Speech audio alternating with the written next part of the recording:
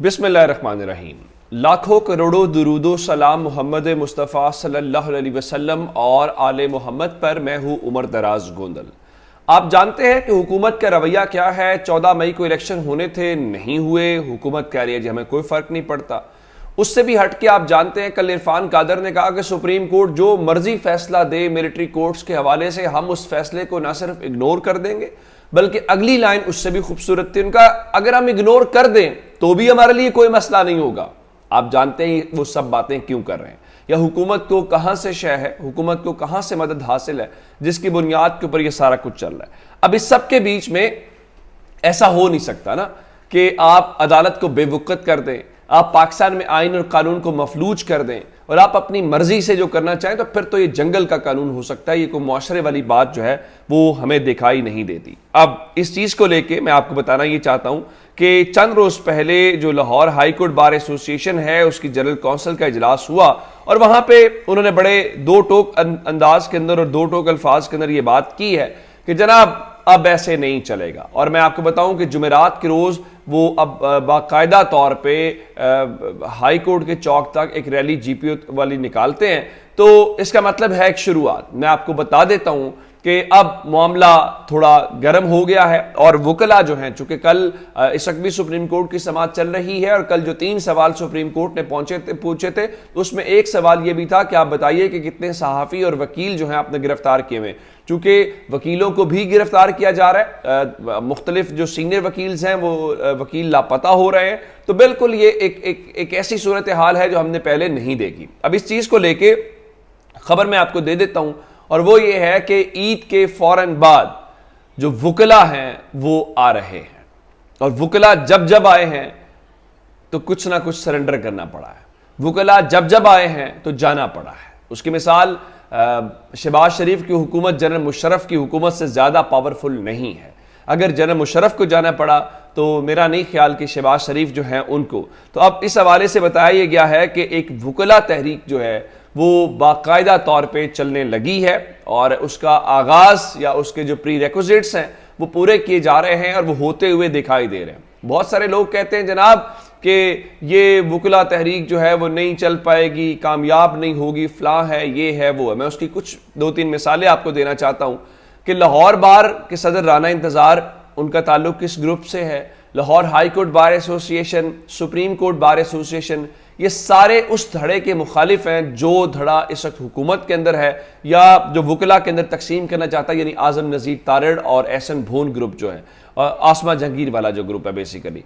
और इसका मतलब ये है कि वकला बाकायदा तौर पे हुकूमत के साथ नहीं खड़े, ना उन चीज़ों को, हाँ अपने तौर पे बार एसोसिएशन की ग्रांट्स को बढ़ा के ज़रा पैसे शैसे बार एसोसिएशन के लिए बढ़ा के वो समझते हैं मसला हल हो जाएगा, लेकिन ये मसला ऐसे हल होता हुआ दिखाई नहीं दे रहा। ज़रा अंदाज़ा कीजिए कि टीवी के ऊपर बैठ के कुछ लोग खुद ऐसे रोल्स एज्यूम कर लेते हैं जो उनके नहीं है। मिसाल के तौर के ऊपर ठीक है, फैसल वावडा कोई छोटा मोटा मुबैना तौर पे टाउट तो हो सकता है, लेकिन वो किसी इदारे का तर्जुमान नहीं हो सकता, ना उसको होना चाहिए। और इसके ऊपर इदारे को भी बाकायदा बोलना भी चाहिए और एक्शन लेना चाहिए कि आप कैसे उनके बिहाफ के ऊपर कोई बात कर सकते हैं।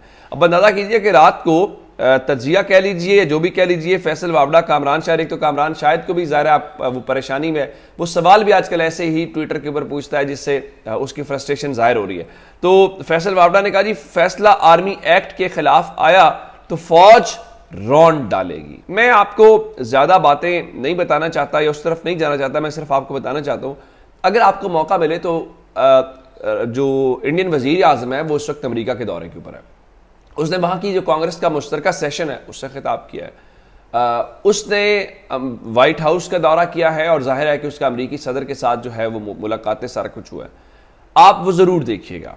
अगर वो भी ना देख पाएँ तो जो जॉइंट स्टेटमेंट मुश्तरका एलामिया जारी हुआ है वो देख लीजिएगा कि हम क्या कर रहे हैं, दुनिया कहाँ पे खड़ी है और इंडिया और पाकिस्तान का पावर गैप कितना बढ़ गया है और हम क्या कर रहे हैं। हम प्लस माइनस की खबरें चला रहे हैं और प्लस माइनस की खबरों के दौरान ब्लूमबर्ग जरा देख लीजिए, वो कह रहा है जी Pakistan fails in its first attempt in a year to buy gas in hit to economy. बताया गया है कि पाकिस्तान ने जो गैस के हवाले से अक्टूबर और दिसंबर 3 महीनों के लिए जो शिपमेंट चाहिए थे, पाकिस्तान ने टेंडर मांगा, आपको पता है किसी ने बोली नहीं दी इंटरनेशनल मार्केट के अंदर। आगे चलते हैं, अमेरिकी सफ़ीर की मुलाकात हुई थी इसहाक डार के साथ। दी न्यूज़ जंग वालों की खबर है, चले बाकी तो छोड़ते हैं, जंग जियो वाले तो गवर्नमेंट के बड़े करीब हैं। मेहताब हैदर साहब की खबर है कि अमेरिकी सफ़ीर ने कुछ ज़्यादा बात नहीं सुनी, कोई ज़्यादा किसी किस्म की हिमायत का वादा नहीं दिया, कोल्ड शोल्डर का लफ्ज़ उन्होंने इस्तेमाल किया है। जबकि बरतानवी जो हाई कमिश्नर है उनसे दरख्वास्त की तो उन्होंने कहा आप बद एतमादी दूर करें। और दूसरी जानिब IMF के MD से शहबाज शरीफ की मुलाकात हुई तो उनका हाँ बिल्कुल ठीक है जनाब, आप इस सिलसिले में जो IMF की डिमांड्स हैं वो पूरी करें। और हम किन चक्रों में पड़े हुए, हम जोड़ तोड़ में पड़े। अब जरा लाहौर वाले चौधरी साहब की बात कर लेते हैं। आप जानते हैं कि चौधरी परवेज इलाही लाहौर में जेल में है और फिर FIA की कस्टडी में चले गए। तो चौधरी शुजात हुसैन उनसे मिलने के लिए गए तो लोगों ने कहा जी उनको दावत दी गई है कि आप काफ लीग में शामिल हो जाएं, लेकिन चौधरी परवेज इलाही ने इब्तदाई तौर पर इनकार कर दिया। तो शाफी हुसैन ने उस बात की तस्दीक कर दिया, उनके मुताबिक लाहौर वाले चौधरी साहब मान गए हैं और वो काफ लीग में वापस भी आना चाहते हैं, लेकिन स्पेन वाले जो चौधरी साहब हैं वो नहीं मान रहे। अब स्पेन वाले चौधरी साहब कौन से हैं? स्पेन वाले चौधरी साहब मोनिस इलाही हैं और मोनिस इलाही बार बार कह रहे हैं कि हम तहरीक इंसाफ के साथ थे, हम तहरीक इंसाफ के साथ हैं और हम तहरीक इंसाफ के साथ ही रहेंगे। मैं आपको एक खबर दे के फिर आपको सुप्रीम कोर्ट वाले मामले के ऊपर लेके जाना चाहता हूँ। लोग कहते हैं जी पाकिस्तान में हालात कैसे बदलते हैं और इमरान खान की वापसी कैसे होगी। आज की जरा खबर लिखिए, देखिए अदनान आदिल साहब ने लिखा कि 7 साल के बाद MKM लंदन, यानी अल्ताफ हुसैन वाली जो MKM है, MKM लंदन की वेबसाइट पाकिस्तान में अनब्लॉक या खोल दी गई है। रोजनामा डॉन ने ये रिपोर्ट किया है। ये हालात है। अब आते हैं सुप्रीम कोर्ट वाले मामले की तरफ। चूंकि सुप्रीम कोर्ट आज जो है वो फिर समाअत कर रही है और समाअत से पहले एक बड़ी दिलचस्प BBC ने चीज़ बताई है। इत्तेजाज़ अहसन ने सहाफ़ियों से गैर रस्मी गुफ्तगू की तो जस्टिस काजी फायज़ ईसा के मुतालिक जो चीफ जस्टिस का नोटिफिकेशन है उससे मुतालिक उनसे सवाल हुआ तो उन्होंने कहा नामजद चीफ जस्टिस ने 9 रुकनी बेंच से अलग होकर उस बहुत जल्दी जारी होने वाले नोटिफिकेशन की जो लाज है वो रख ली है। अच्छा, आज जब सुप्रीम कोर्ट के अंदर केस की समाअत हुई तो जस्टिस आयशा मलिक साहब ने पूछा किन वजूहात की बिना पे सिविलियंस का जो ट्रायल है आर्मी एक्ट के तहत किया जाता रहा है। ये निमाजी की बात है। और मंसूर अली शाह साहब ने पूछा आर्मी एक्ट हो या ऑफिशियल सीक्रेट एक्ट, फौजी अदालतों में ट्रायल तब होता है जब बात कौमी सलामती की हो। सिविलियंस ने आर्मी एक्ट या ऑफिशियल सीक्रेट एक्ट की खिलाफ वर्जी कब की?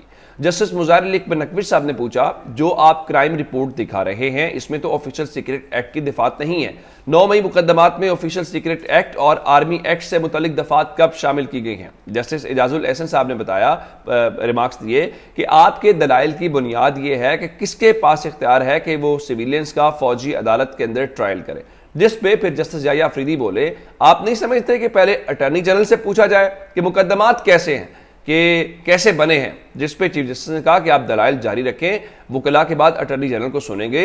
हो सकता है कि अटॉर्नी जनरल कल मांगी गई तफसीलात के ऊपर आज बयान दे। फिर जस्टिस मंसूर अली साहब ने कहा कि ये बताएं कि किस तरीक़ाकार के तहत जो है ये गिरफ्तारियां की गई हैं। ये एक बड़ा अहम मामला था।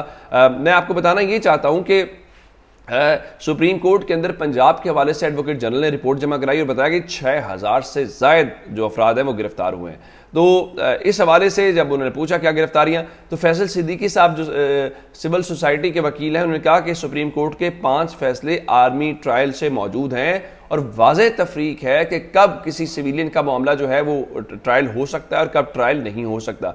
जिस पे जस्टिस मंसूर अली शाह ने कहा कानून ये नहीं कह रहा कि मिलिट्री के अंदर काम करने वाला बंदा ही हो तो ऑफिशियल सीक्रेट एक्ट लगेगा, मिलिट्री हुदूद के अंदर होने के जुर्म के ताल्लुक से भी एक्ट लागू हो जाता है।